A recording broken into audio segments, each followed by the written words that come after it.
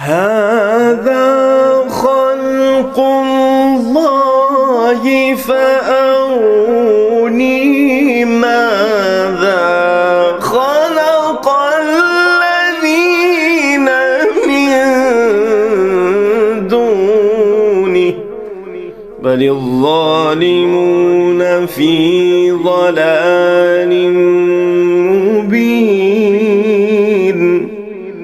ولقد آتينا لقمان الحكمة أن اشكر لله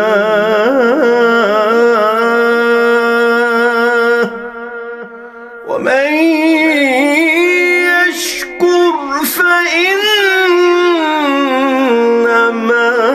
يشكر لنفسه ومن كفر فإن الله غني حميد.